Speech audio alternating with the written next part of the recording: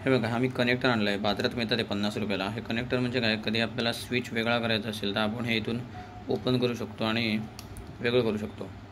पण हे कनेक्टरला ह्या वायरी आपल्याला लावूनच मिळतात बाजारातून. म्हणजे आपल्या ज्या स्विचच्या किंवा आपलं काही इन्स्ट्रुमेंट असेल गाडीचं, त्या गाडीच्या इन्स्ट्रुमेंटच्या वायरी ह्या 3 ठिकाणी किंवा तुमचं 2 असेल तर 2 ठिकाणी जॉईन करून त्याला टेप मारायची.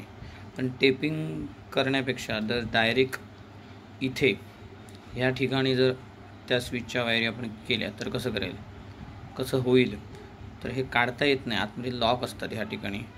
तर हे काढायचं असेल तर कसं काढायचं दाखवतो. त्याप्रमाणे आपण त्या स्विचच्या वायरी आहेत त्या ह्याला जॉईन करू शकतो. तर त्यासाठी आपल्याला ना एक सुई लागेल. हे बघा, ही आपल्या घरामध्ये आपण सगळ्यांची असते सुई. तर ही सुई लागेल आपल्याला. जरा थोडं ते पुढचं जर निडल असते ती, म्हणजे आपण दोरा टाकतो सुईमध्ये, त्या दोराची जागा जरा जाड पाहिजे अशी सुई घ्यायची आणि ह्या वायरी ह्याच्यातून काढायच्या. त्या कशा काढायच्या तुम्हाला दाखवतो.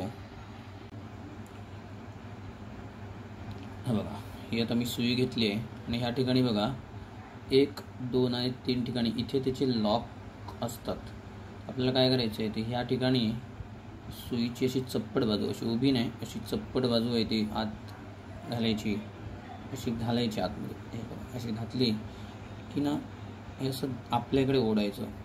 लॉक ह्या साईडला आहे ना तो इथे, मग ते ह्या साईडला असं ठेवून ह्या साईडला ते दाबायचं. हे बघा, हे दाबायचं आणि हे दाबलं की इकडे ओढायचं असं आपल्याकडे, आणि हे ओढलं की हे येतं. हे बघा, कारण त्याचं लॉक आहे ना, ते बघा ह्या ठिकाणी लॉक असतं तिथं.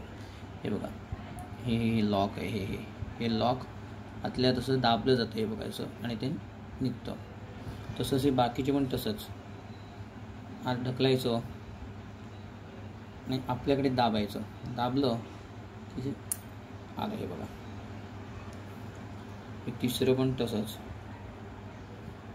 हे तिसरं सुद्धा तेच करायचं. आतमध्ये सुई टाकायची, हे आपल्याकडे दाबायची, खेचायचं. हे बघा, त्यानंतर हे इथून तुम्ही सोडू शकता आणि आपल्या स्विचच्या ज्या वायरी असतात त्याच्यात असतात 3 वायरी, त्याच्यात